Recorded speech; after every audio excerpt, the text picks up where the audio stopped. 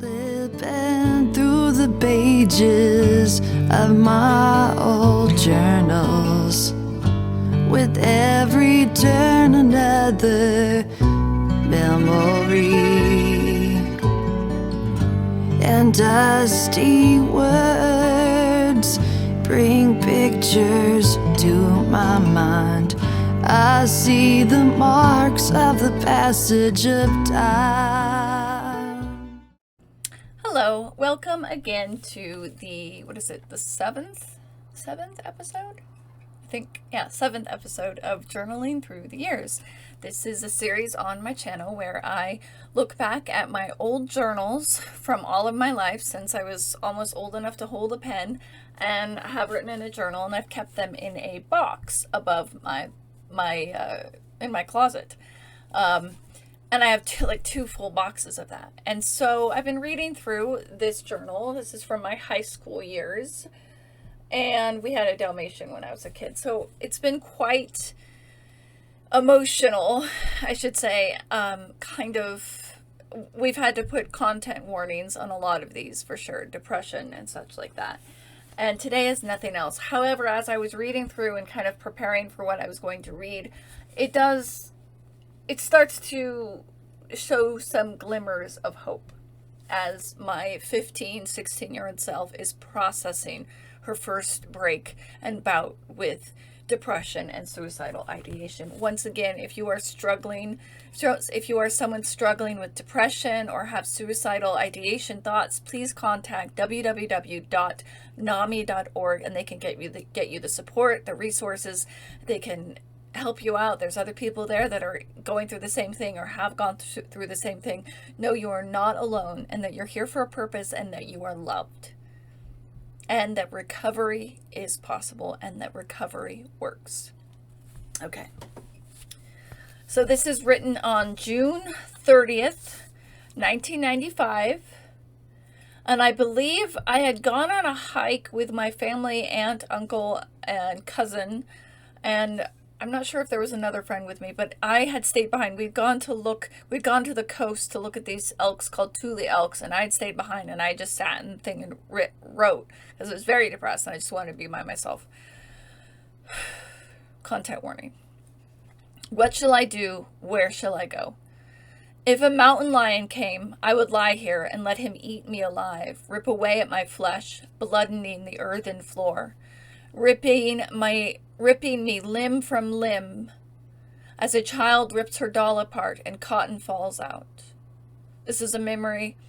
I remember when I was little, I had this doll. I still have it to this day, and I called her Sarah. And my oldest brother got mad at my younger brother, I'm the youngest, but the brother right above me, and he grabbed my doll and hit my brother with the doll, and the doll's arm and head came off, and they had to sew it back on. So that was just a trigger. I've forgiven both my brothers. It's in the past. Ripping me limb from limb, as a child rips her doll apart and cotton falls out, tearing my heart from its place and letting me die slowly and painfully. I do not deserve to live the life of others. I, the insane, the obsessed, should not live the life of the sane. I am a horrible, rotten creature inhabiting this earth for the purpose only to ruin the life of others, to make others miserable. I am infected with the virus of hatred. All who is close to me becomes injected with this poison of pain and sorrow. So I want to write that it is good to write in your journal, but there is something that as I'm writing this, and I'm remembering the day that I did this, where I was sitting, we were on a bluff in these long grass, and I was looking over the terrain, and my family had gone on ahead. And when you're depressed, or at least when I'm depressed, and I think others are the same way, you start to spiral. And when you spiral, you can continue that. And that's why there's certain types of therapy, even talk therapy or dialectical behavior therapy, that can kind of help you examine your thoughts and help find the truth and the lie in them, and help kind of straighten that so you don't spiral. And as I'm reading this, I'm seeing a young girl who's spiraling. And he's writing these thoughts and making it worse and worse. So she's making herself more and more depressed. I'm making myself more and more depressed. Not as I read it, but back then. All those gloriful, smiling people do not deserve to know me. I had separated from my family. I was just sitting off by myself, so there we go. I have performed all wrong deeds, which I can never make up, unless I was gone forever. If California were to have an earthquake at this moment, and I sitting on San Andreas Fault were to sit here with the earth splitting apart, would I fall into this crack of the earth, to the very core, where my flesh would bubble and boil, where my soul, tainted as it is, would perish in flames?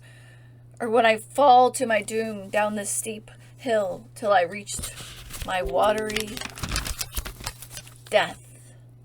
Shall the Tule elk, or the Tule elk we'd gone to see, they're like big deer, shall the Tule elk on their way across the tundra trample over me and kill me on the spot? How? How must I die? How must I live? Am I to be sentenced to a life of misery, or shall I die a death of glory? Or shall I live a life of glory and die a death of misery, heartbroken and alone at the end? I know it is all up to me to live or to die. I could live but still die as well. I could die but live in the heart of those who care of me as well. But why should they care? I am insane. I am tainted with pain. I am not fit to be cared for. I should only inflict and cause pain upon them. Then they shall regret ever caring. But people are stupid sometimes, and I myself am one of the stupid. People are humans. Humans are animals. Animals find the need to come together and live, to make friends, to love one another always, or as long as they can stand each other. I am not truthful. I try to be, but I am not. I am a sick and twisted little girl who fears life, yet fears death. So I sit here and wonder, where shall I go? What shall I do? Now, some things that stood out to me as I was writing this and grappling. I can see that all my life I had these tendencies to kind of lash out in anger as part of having bipolar, having a mood disorder, and also I think the PTSD and the reactions, the emotional outbursts, the emotional reactions. And I felt shame. I did not want to hurt people in those moments of anxiety.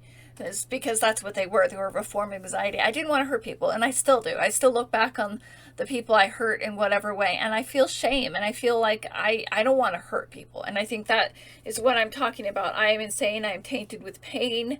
I should only inflict and cause pain upon them. I think that there was an element of that I was feeling bad for these things, these ways that I am. And I just didn't know how to stop myself. But recovery works, and it can be arduous, but it is worth it. I wrote a poem here about my friend, but I'm not going to do it because I'll share it with her, maybe privately. I just don't want to give out names. Like this one has a name of another friend, but I'm going to call her T. And this is interesting enough that this, I believe, is writing about the famous Matt, who looked like Wesley from A Princess Bride, and who had just broken up with me to date my so-called best friend. I see him from a distance, blonde hair covered by a leather hat, wearing a black jean jacket. He comes closer. I see the small mustache. I hear the gentle voice, caressing and loving every syllable it speaks. I look up intently into those sharp, deep blue eyes that seem to see all the way through you. I smile slightly and then look down. Now T, dear, sweet, wonderful, with her big, overgrown smile and frizzy hair, loving life and daring her insecurities, going forth into something unknown, with always the same vivacious humor and delight in herself and those around her. Now who is she, the girl with the short dark brown hair and slim body? Is she the one to believe, or is he? Should I believe myself? But what to believe? I am constantly twisted and twisted around in circles. I believe both because they are too. I trust. T, I believe her. I have no reason not to. So I have no reason not to believe him or her, yet they confuse me so. Who is the liar or who is the truth teller? Is he a player or is she? Does she play me to get him and does he play her to get to me? I guess I have to trust my intuition and find out both sides before I leap to conclusions. My dear friend B once said, "You got to trust people, but you can't believe in guarantee." Yes, B, you are absolutely right. Now, I think I want to add some things to this. I believe that the girl that I was finding issues with trying to trust was the dark-haired girl with the slim body. T is still my friend to this day. We haven't really seen each other, but we're friends on Facebook, and I always send her a birthday card. And as I'm reading this, now, I don't know what was going on in her heart and her mind when she was in high school and middle school when I met her.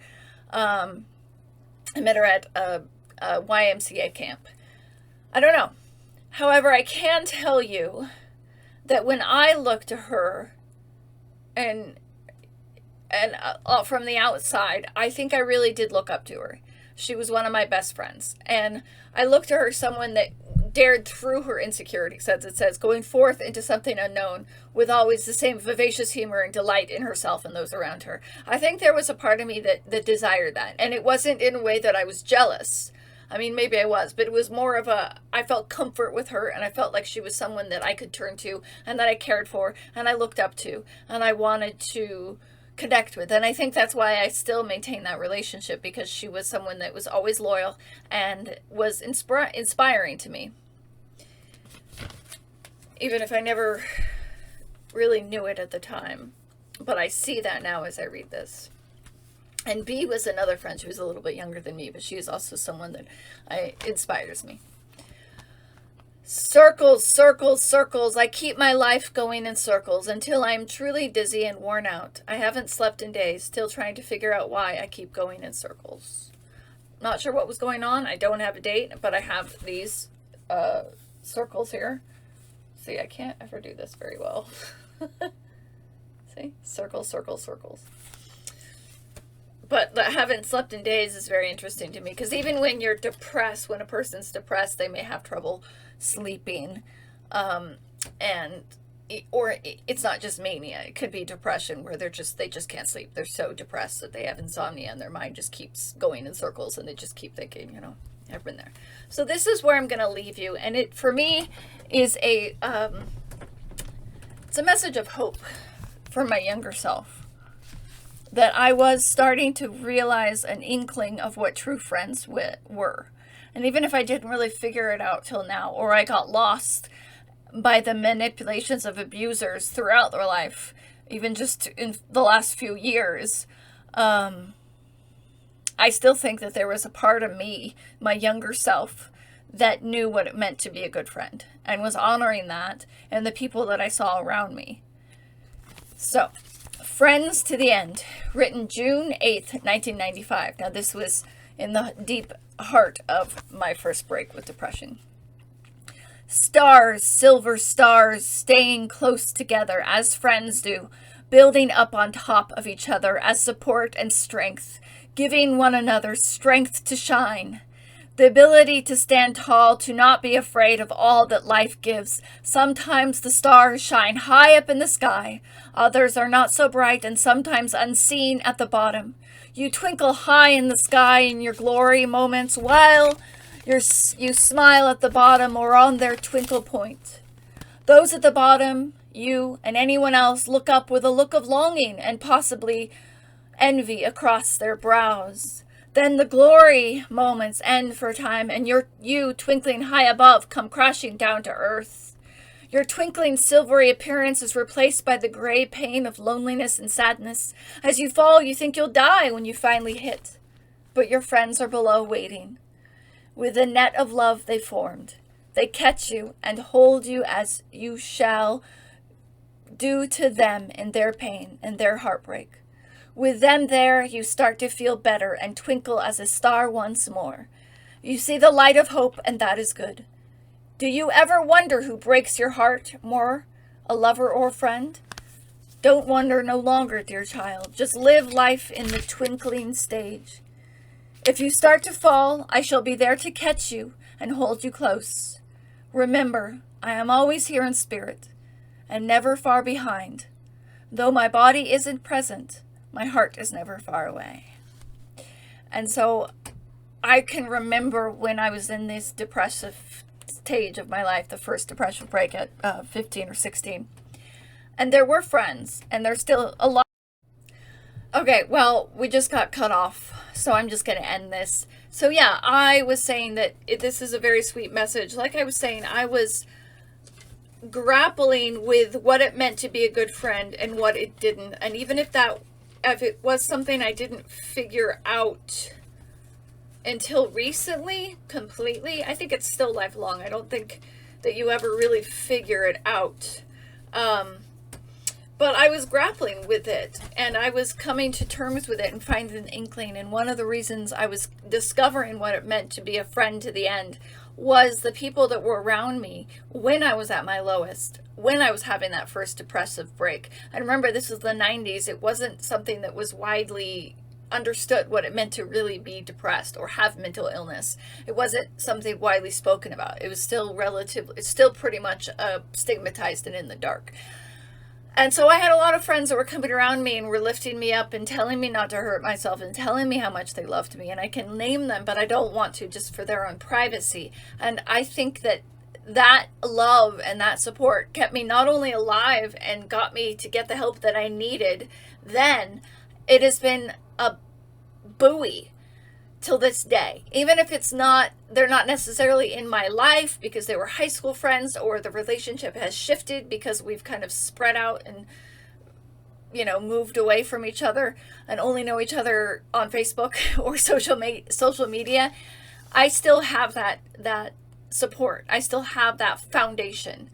And to this day, as I've had many different people come into my life that have proven not to be good friends, that foundation of what a good friend is and what they do for you and how they will show you that your life matters and that you are loved stays with you and is that guidepost when a negative person comes in that is like a wolf in sheep's clothing, that comes in and you think that they're a loving, wonderful friend, but as you go through, you realize they're only there really for their own self. And that's a painful thing to realize. But it's the friends that were there when you were at your hardest that weren't trying to get anything from you, but were just there. Those are the ones that, when I look back at this time and I read this prose, I realize I have that foundation of what a good friend is. Even though I have had those moments of depression or emotional outbreak or anxiety or anger flare-ups, or those times when I am manic and I'm going off, uncontrollable chattering or whatever, or pushing people away in my depression, no matter what, there's that foundation of good friends that believe in me and love me and have these really great memories with me when I am in my healthiest or my stable times, that they can look back and say, no, I love you because you love me, and we can see that in you. So that to me is that foundation. So I'm going to leave you on that note, that you would have that type of friendship and that you would seek that out and that you would just know that. Just think about your friends, those people that in your life, whether they're family member or whatever they are, whatever level of friendship they are, whether they're family member or chosen family, because a friend can be a chosen family, and sometimes a friend can be closer than a family member.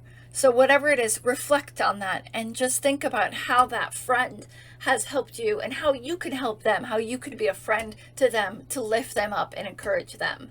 So that's the message I leave with you today. Thank you for watching. Comment below if you would like, share if you feel so inclined, give it a thumbs up, and if you need support, please contact www.nami.org or reach out to CafeGirl Productions. Reach out to me, cafegirlproductions@gmail.com. All the links are in the About section below, and I can also post them in the comments. I can't get away from love. If I went to the edge of the earth, you'd follow me.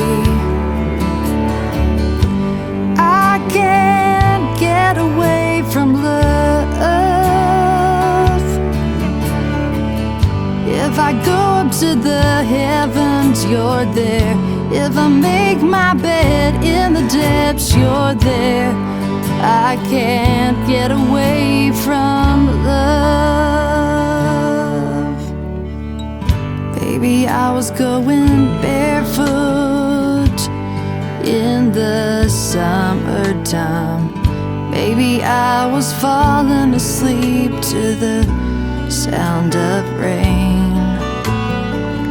Baby, I was listening to the quiet of early evening. Baby, I was sipping coffee with a couple of friends. Baby, I was eating ribs at the rendezvous in Memphis. Baby, I was on my knees whispering promises. I can't get away from love. If I went to the edge of the earth, you'd follow me